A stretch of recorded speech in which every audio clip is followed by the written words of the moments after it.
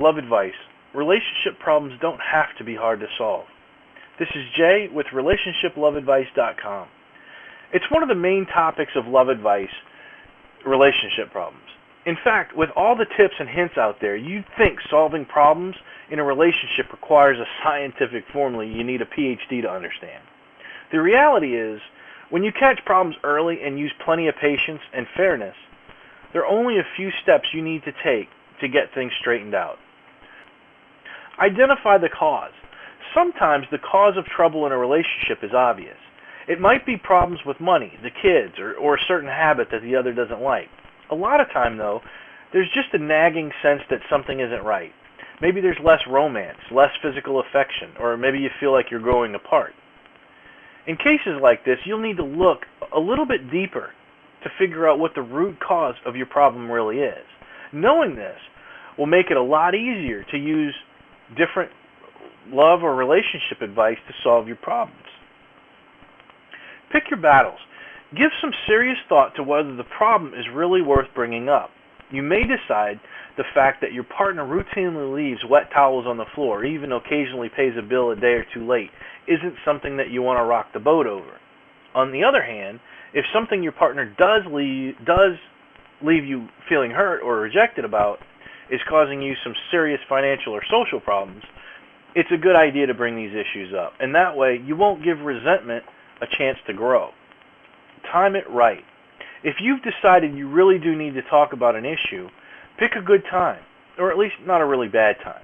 Just remember, when one of you is stressed out or tired, it's not a good time to start a discussion about serious problems. Don't ambush your partner either. Pouncing on them with a heavy issue just gives the conversation a confrontational edge from the outset. Instead of the old, we need to talk, try something less confrontational, like, do you have a couple of minutes to talk about something? Be gentle. Winning is not the goal here. The goal is improving, or in some cases, saving the relationship. If one of you is impatient, harshly critical, or insulting, both of you lose. Of course, that doesn't mean you need to talk to your partner like they're a 3-year-old. Just talk to them with the same level of respect that you would expect. It may sound like, soft advice. Relationship problems don't generally improve when one partner is aggressive. Accept your share of the blame. Overall, it's better to focus on solving the problem rather than riding the who started it merry-go-round.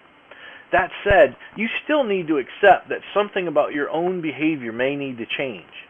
Listen to your partner's side of the story with an open mind and be willing to negotiate fairly.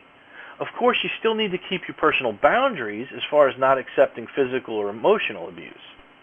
Although the steps I just listed should help you work out most common problems, keep reading up and learning about conflict resolution and how to fix your relationship and how to handle any serious issues that may come along. When it comes to love advice and relationship problems, there are so many different topics that can get heated, so you need to learn about those things and how to handle those conflicts appropriately.